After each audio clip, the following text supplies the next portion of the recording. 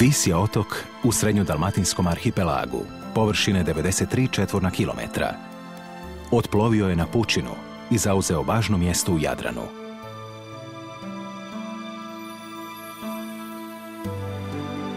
Njegov je najviši vrh Hum, 587 metara, preko kojega vjetrovi često nose oblake koji se spuštaju na vapnenačka polja i naselja.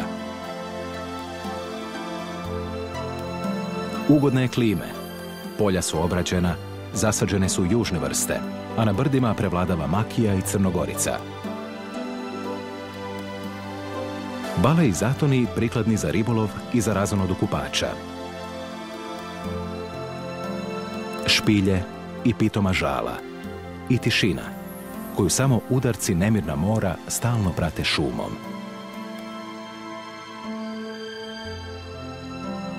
Stanite u sjenu čempresa Komiške župne crkve Svetoga Nikole i ugledat ćete osunčanu Komišu. Neki kažu najljepši ribarski gradić na Jadranu.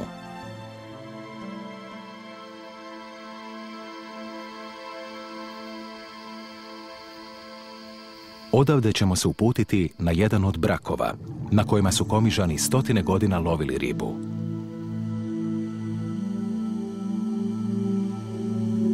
Ispočetka oko nas samo plavetnilo i dno koje se tek nazire. Brakovi su kao potopljeni otoci. Na vrhu gdje još sunce dopire, među algama koje pasu ježinci, brojna su jata kneževa.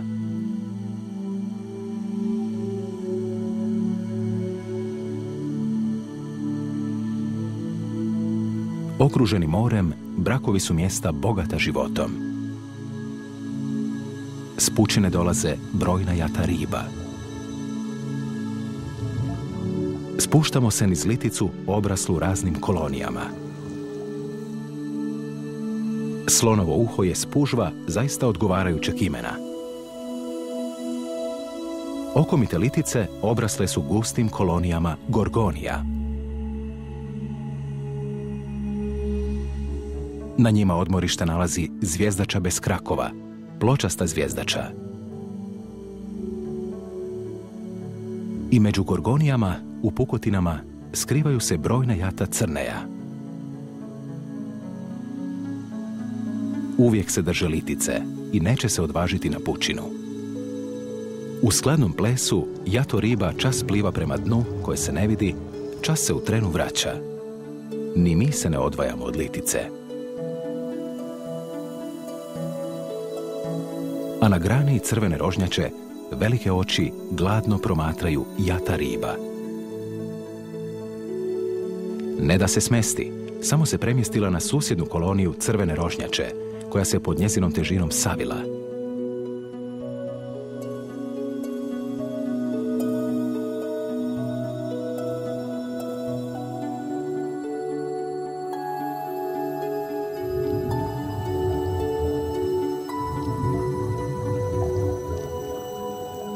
Mala špilja. U njoj predivna slika. Mali crveni koralji vraćaju se u Biševsko podmorje. Nisu veliki, tek par centimetara, i treba će im zaštita od nas, ljudi.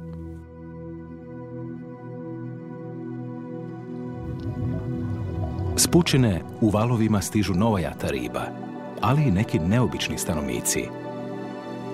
Meduza Cotilorhiza promjera 30 cm.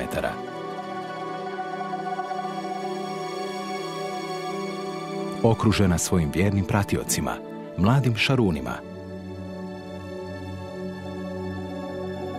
Oni vješto plivaju među njenim žarnicama.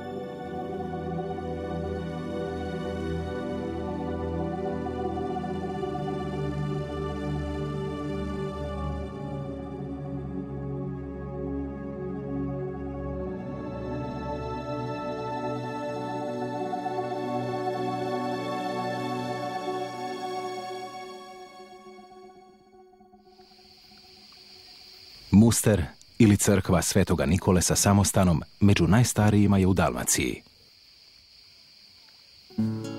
Tu su boravili benediktinci i u gradnji kroz stoljeća zabilježene su sve stilske značajke, od romanike do baroka. U dvorištu je zelena oaza. No najljepši je doživljaj običaj kandilorija u preduskrsne dane, koji je postao i turistička atrakcija.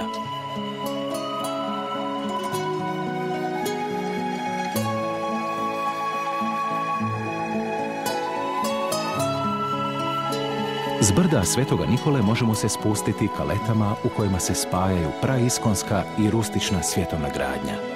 Pa niz Ribarsku ulicu, uz te pučke kuće, ugledati znamenitosti Komiže. Kaštel na rivi, izgrađen Marom Ribara 1592. godine.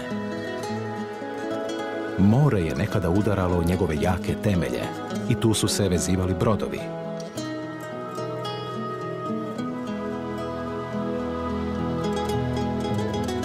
Danas je u njemu muzej koji svjedoči najveću slavu Komiže, ribarstvo kroz stoljeća. Evo i posljednjega jete falkuše Cicibele. Komižani su pronijeli svijetom slavu ribarenja.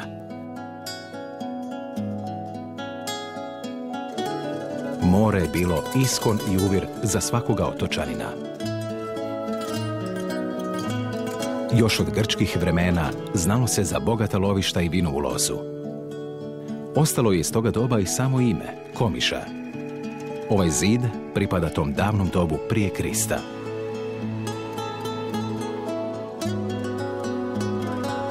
Malobrojni znaju što je ardura, promatranje srebrnog sjaja u mračnim dubinama prostim okom. Tamo i mi uranjamo.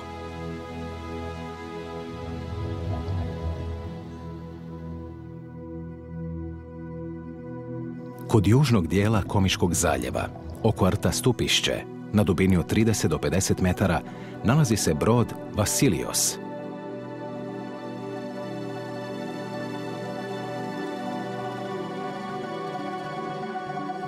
Prateći sidro, dolazimo do ovog 104 metra dugog teretnog broda. Davnog proljeća 1939. godine, natovaren ugljenom na putu za Veneciju, pokvarilo mu se kormilo. Nasukao se i nedugo zatim potonuo.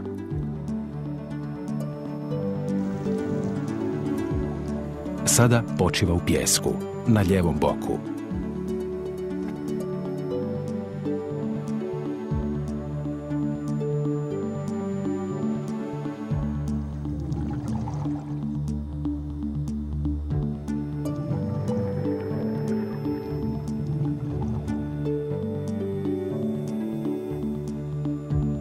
Utroba iz koje se rasuo ugljen zjapi otvorena.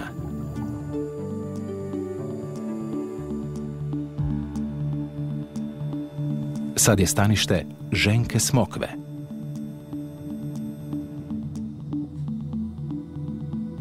Unutrašnjost broda lako je dostupna.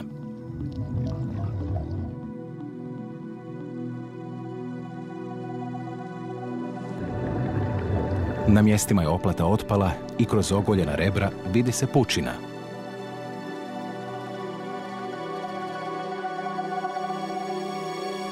I jarbol još stoji. Ukrašen je spužvama promjenjivim sumporačama.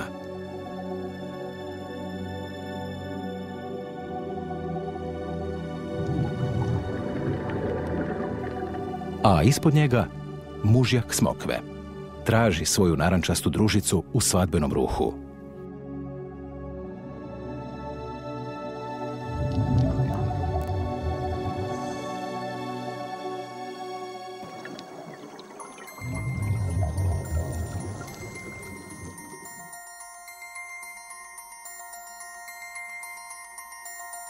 Vasilios nije napušten. Njegovi mornari, matuličići, kneževi, trlje, žive nad prosutim teretom. Priča se da su ga sami mornari namjerno potopili, kako bi se brodovlasnik domogao visokog osiguranja. To je tada bila česta pojava.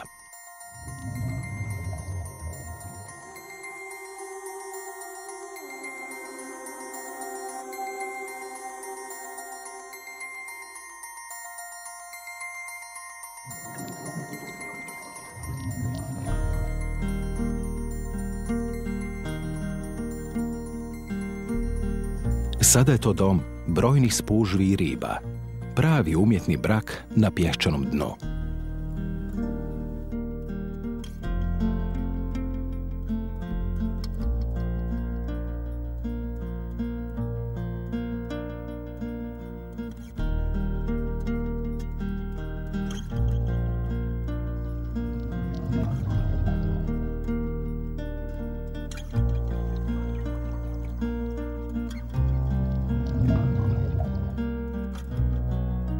Ljepotu gradića Komiže čine i palovci i crkve. Najpoznatiji je ovaj Zonkotov paloc iz 18. stoljeća. Malo dalje naći ćete grbove znamenitih obitelji urešene baroknim viticama. Draga je stara crkvica Gospe od 7 žalosti. Pred njom se djeca veselo igraju. Onda se prošetajte do istočne Komiške vale gdje još uvijek ribari izvlače kaiće na žalo.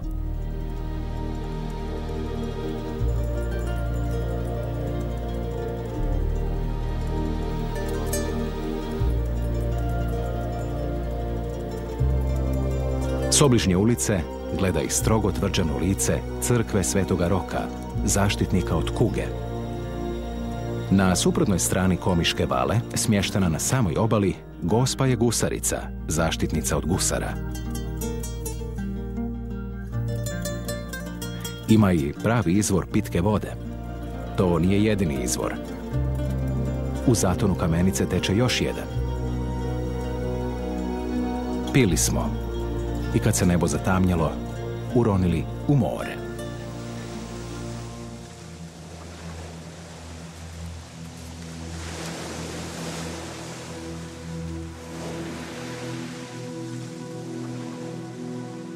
Noć je svugdje zanimljiva, pa čak i u na izgled pustom Komiškom zaljevu.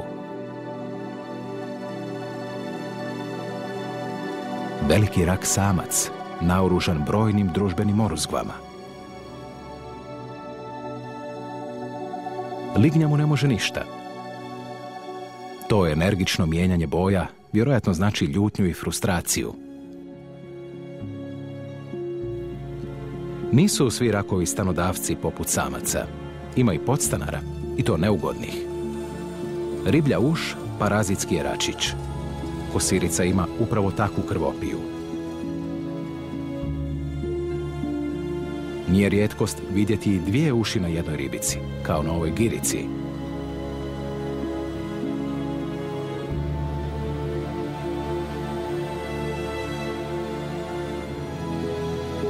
Dugih bodlji, Centrostefanus, skriva se u rupi. I dok crvi protule filtriraju more, mi istražujemo kamene obale što obrubljuju Komiški zaljev.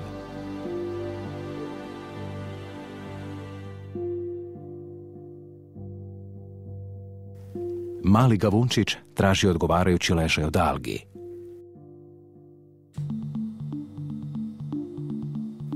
Kantar. Martinka. Šarak ne pokazuju ni najmanju želju za akcijom. Trlja je vrijedna.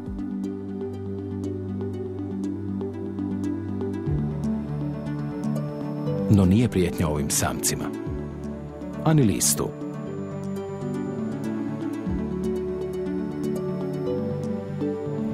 Zbunjuju nas brojne oči koje nas promatraju. Glavoči, škrpine, slingure, kao da čekaju da se maknemo, kao da nešto skrivaju.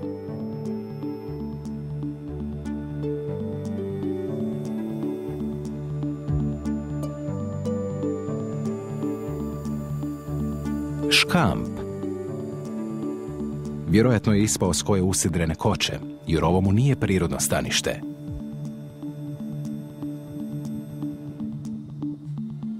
Njegovu ošamučenost rado bi iskoristio muzgavac, koji nas pokušava otjerati.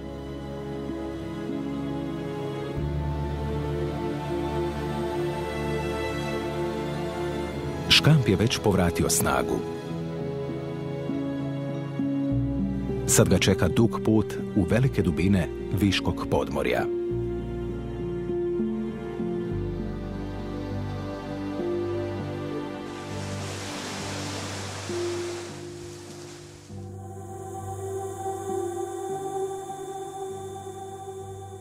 Na putu otokom, ako krenete iz Komiže, najprije ugledate živopisni pejzaž kraških polja, vinograda, po kojima je Vis bio od antičkih vremena poznat svijetu, osobito rimskom. Penjemo se do crkve Svetoga Duha na vrhu brda Huma, dok nad nama jure proljetni kišni oblaci. Flora je bogata i mirisna. Od ljekovitog bilja, rogača, nasada citrusa, limuna, naranči, mandarina. U isto vrijeme cvatu i rađaju. Njihov miris ispunja gradove i sela. Podhumlje, Podšpilje i Žena glava kriju sačuvanu ljepotu drevne gradnje i raskoš životinjskog i biljnog svijeta.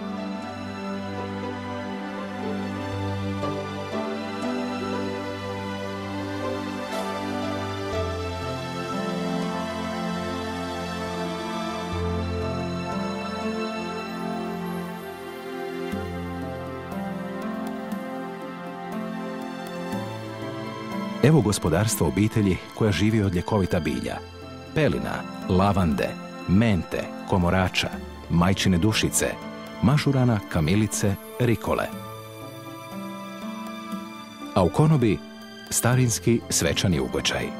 U bocama ribe, šparoge, sirevi, vino i pršut za namirnike, stari komin i krušna peć. Ptice nadlijeću otok i spuštaju se na obale. Dolje uz more, usamljena vala Stiniva, romantični kutak bistra mora.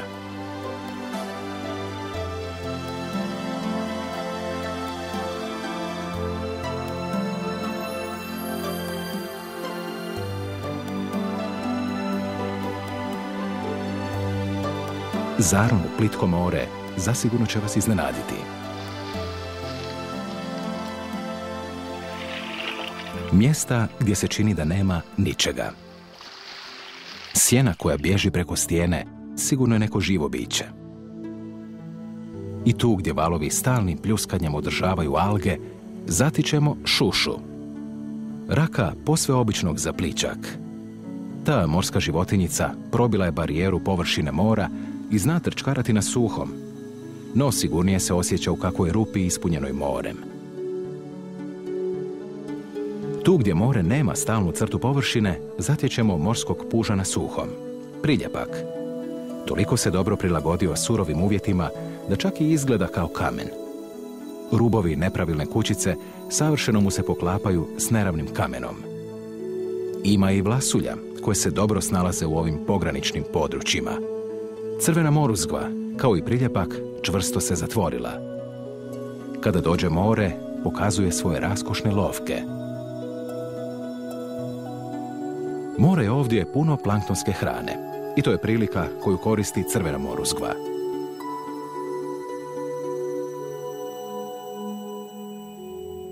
A ovo je najčešći i možda najpoznatiji pužić, ogrc.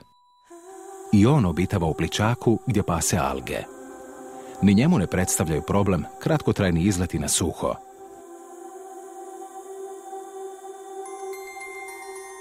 Hoda svojim velikim stopalom koje se valovito giba.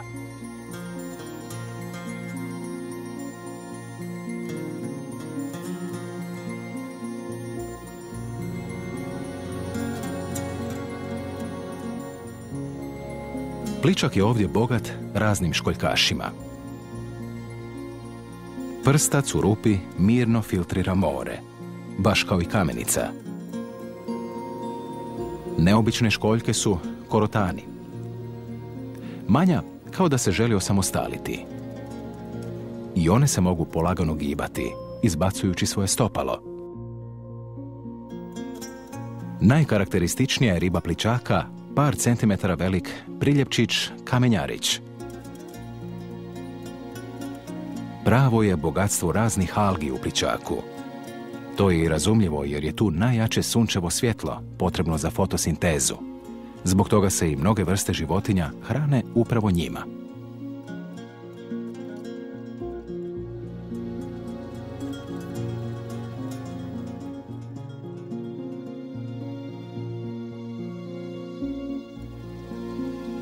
Ispod nestabilne granice mora i kopna počinje pravi svijet riba.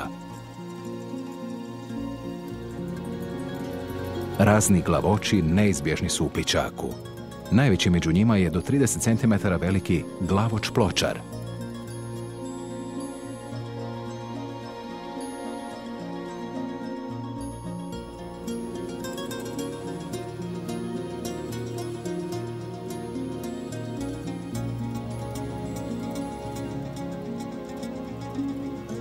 Među vlasuljama krije se slingura s neobičnim izraslinama iznad očiju. Mala, ali srčana prugasta babica oštro napada ježinca.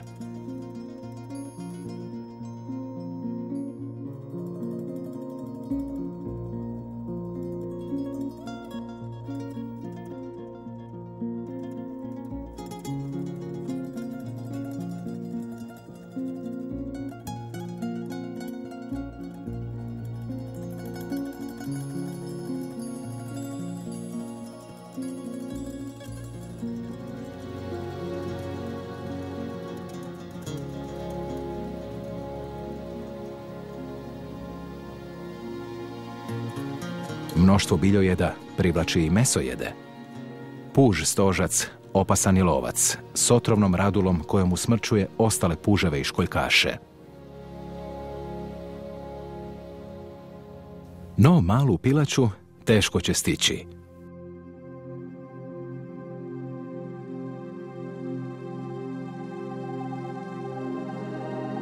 Jakovljeva kapica će se zakopati u pijesak.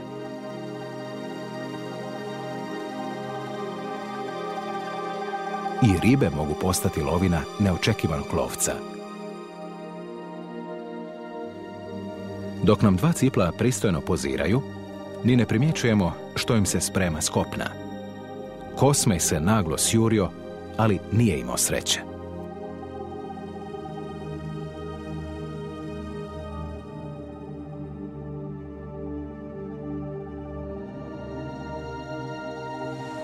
Plovimo na otok Biševo, 5 km jugozapadno od otoka Visa.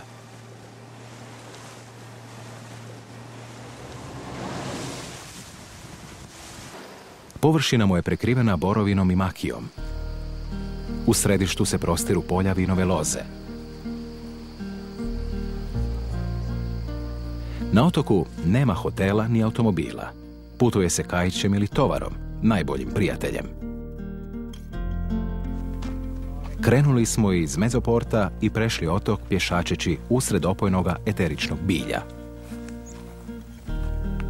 Ima dosta žeromoda, to jest ružmarina. Ako ste žedni, žvačite njegov listić.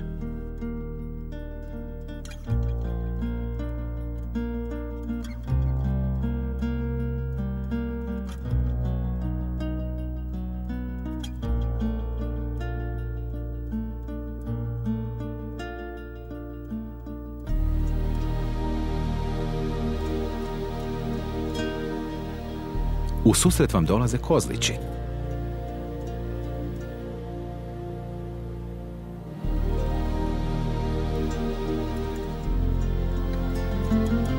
Pa barba s padelom ribe pripravljene za gradele. Na putu smo za mjesto polje. Savršena tišina. Stara kuća. Ljepota proljetnoga popodneva. Tu je crkva Svetog Silvestra, pomalo zapuštena. Skromne unutrašnjosti. A kroz vrata pogled na otočić Sveti Andrija i kroz zlato otočnoga cvijeta, more i daljine. Đaka više nema. Stara škola samuje. Na otočiću Biševo ima nekoliko špilja, ali najljepša je Modra špilja.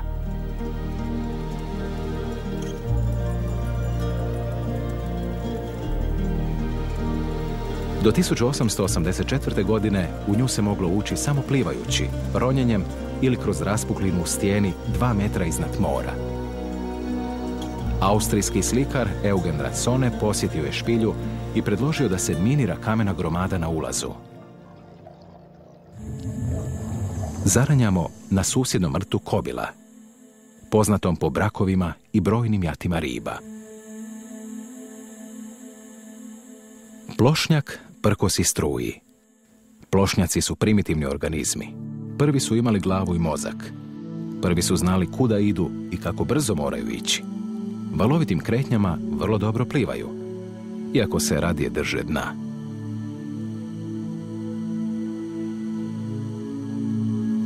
Na obrasloj litici, pored rođakinje zvjezdače, mekani trp. Neobičan način obrane. Ispušta ljepljive vrpce, pa i unutarnje organe.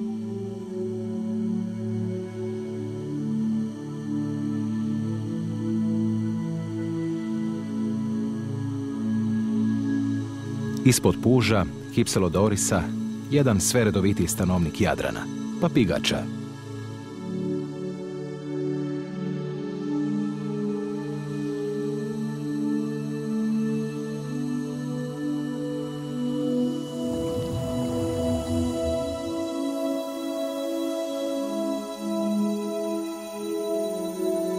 Roneći uz liticu, prolazimo pokraj žute gorgonije.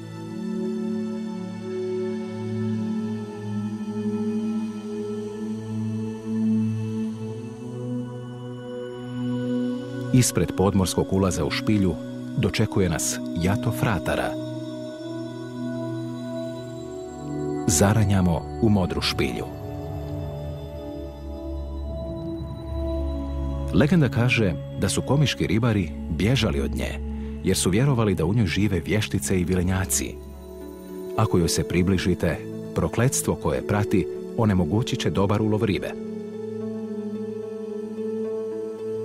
Možda je to i sačuvalo neponovljivu ljepotu modre špilje, koje se danas bez straha dive mnogi turisti. Legenda je pala u zaborav, a modra je špilja danas poznata po neobičnim svjetlosnim fenomenima.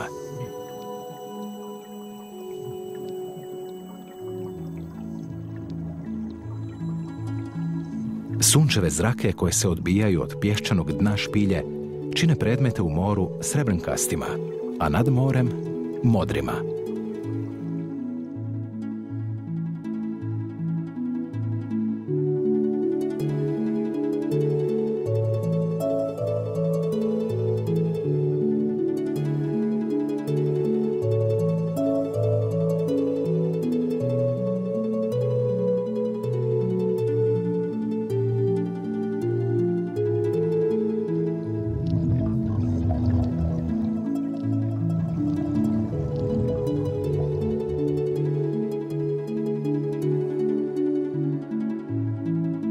Zagledani u plavetnilo i otvoreno more, opraštamo se od otoka Visa.